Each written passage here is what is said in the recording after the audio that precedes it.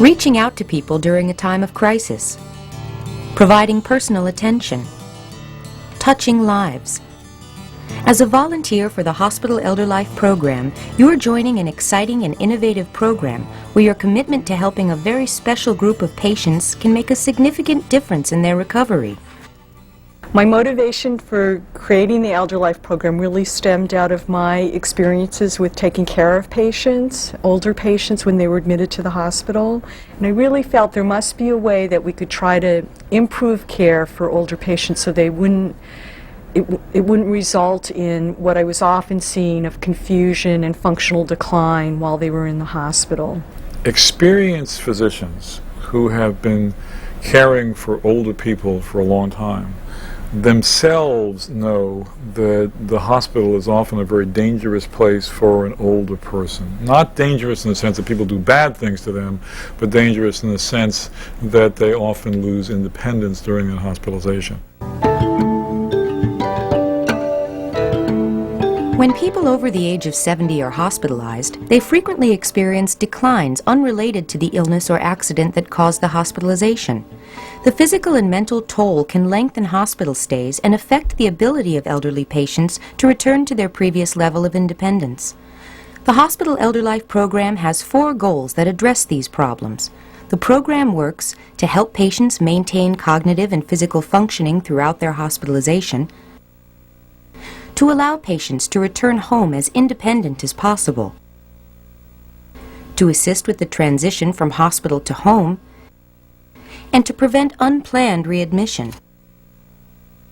The value of the program is that we see the patient and implement our interventions early before people start to decline or before they get medications that may not be good for them. It makes the environment for older people and their families more friendly, less frightening, more rewarding. It was very important to our family that there was a support program in the hospital that could enhance my mother's health.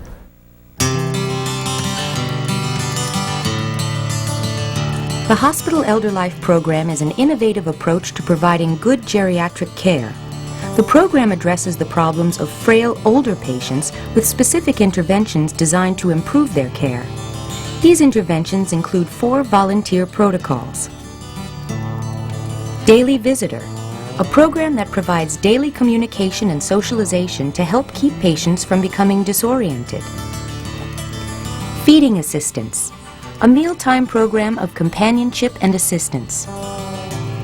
Early Mobilization, providing daily walking assistance and exercise. And Therapeutic Activities, a program providing special activities to keep patients mentally stimulated during their hospital stay.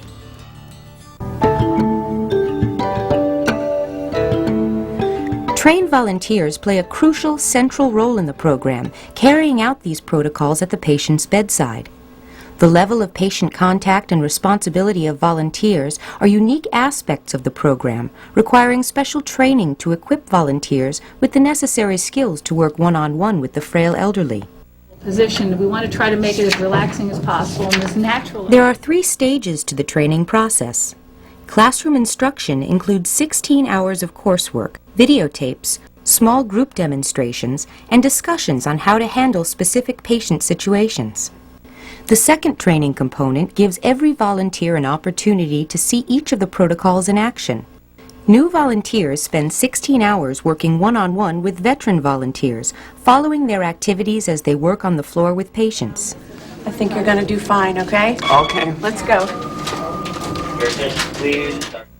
The next part of the shadowing involves them actually being the person who works with the patient, but has a volunteer with them, and that's like a net for them. So if they have a question they can't answer, if a situation comes up they don't feel comfortable with or they're not sure how to handle, there's someone else standing right there who's done it for a while and can help them out. Finally, before working alone with patients, volunteers demonstrate their proficiency with all the interventions. Competency-based checklists will be used to evaluate their performance. As part of the training process, each volunteer receives a training manual that reinforces the material covered during class sessions and on the videotapes. Volunteers should use the manual as an ongoing reference tool. In addition to detailed descriptions of activities, the manual contains valuable background information about the protocols, sample competency checklists, and topics for discussion. Hi, Mr. Yaska? When a person over the age of 70 is admitted to the hospital and is expected to remain more than 48 hours, specific criteria determine whether that patient may be enrolled into the Elder Life program. The first thing I want to find out is when you were at home, how... An Elder Life specialist performs a brief assessment to determine if the patient is at risk of decline mentally or physically during the stay. Patients who are functioning well and don't need the additional attention of the program, or who have already declined physically or mentally to a point where the program cannot help, are not enrolled in the program. As an Elder Life volunteer, it is important to only work with patients who have been selected, even if you are approached by other patients, their families, or the nursing staff. The screening of the patients is really critical. We need to make sure that we are seeing a population of people who have identified needs that we can actually meet.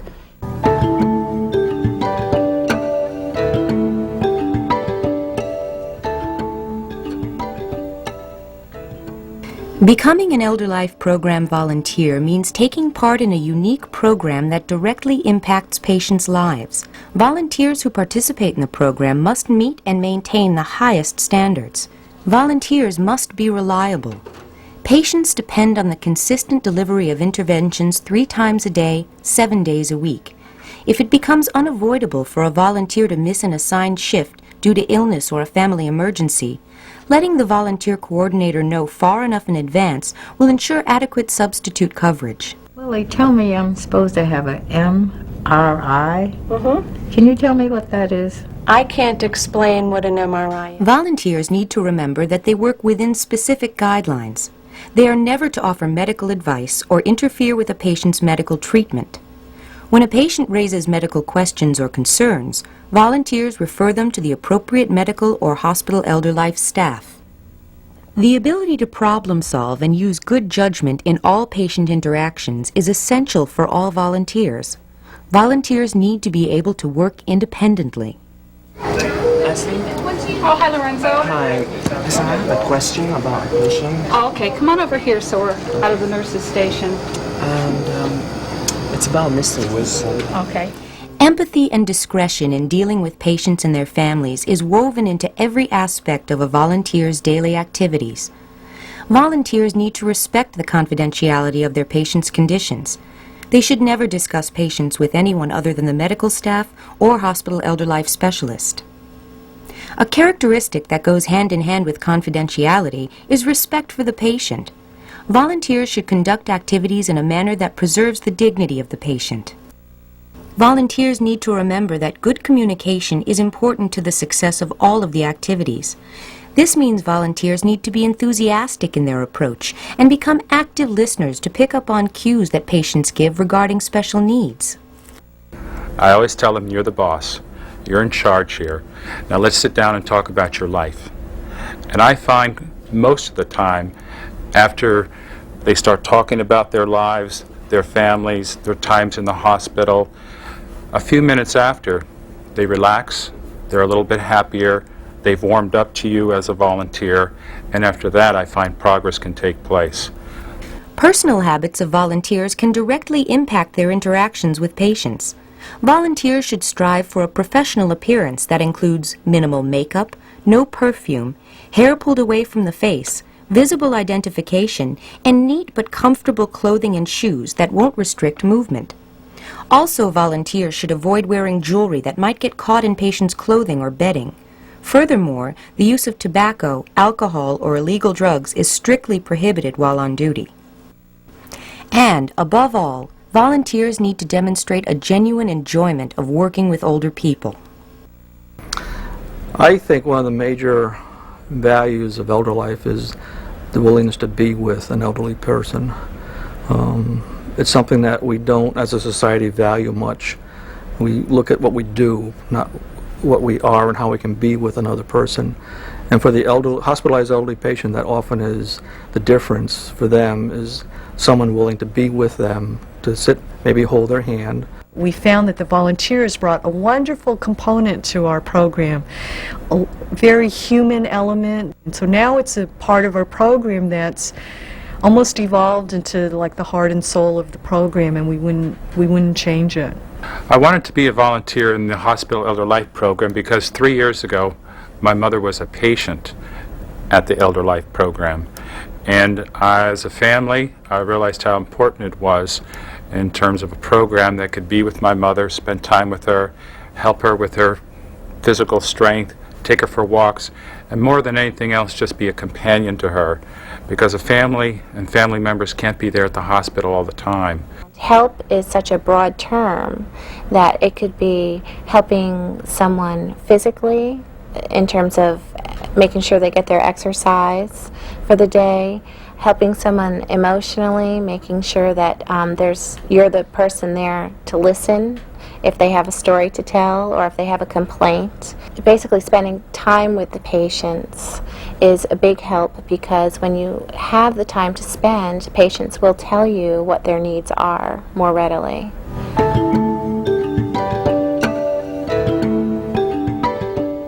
For volunteers who may only see a particular patient once, it's sometimes difficult to see how you make a difference.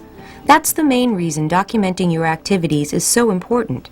Your descriptions of patients, your explanations of what happens during interventions, and your comments about everything from a patient's willingness to walk to how many spoonfuls of dinner they ate all provide a more complete picture of the people we serve. Documentation is the proof we have that Elder Life volunteers do make a difference. When the Elder Life volunteer records what they have done on the interventions on the patients, it actually gives direct feedback to the Elder Life staff and to the next shift of volunteers coming on, so that they can know what problems there were with that patient. Did they successfully accomplish all of the interventions? Were there any left undone that need to be picked up by the next volunteer? And so forth. So it serves a very important communication role amongst the staff and between volunteers and between the volunteers and the staff. We try to emphasize with the volunteers that if they don't write down what they did with the patients because of the fact that they are working independently with patients, then they will be the only person who knows what has gone on. It's important as a volunteer also to be an observer, because a patient's status can be changing day to day or shift to shift, particularly from volunteer shift to volunteer shift. And so what we do is we can observe the patient, and if we find that perhaps they're starting to develop any kinds of aches and pains and exercises we've been doing with the different legs or arms they no longer can do, we want to report that immediately to the doctor or to the nurse. The other thing, too, is we want to see if there's a pattern with either the patient or the volunteer of not participating in one of the interventions. Did they run out of time? Did they have too many patients? Was someone off the floor? Did they refuse? What was the reason why something wasn't done? Because we account for every single intervention we do on every single patient, and we have to have a reason why something wasn't done. Proof of a program's success can take many forms: acceptance by the medical community, by the hospital administration, by the patients and their families, and of course, by the volunteers themselves.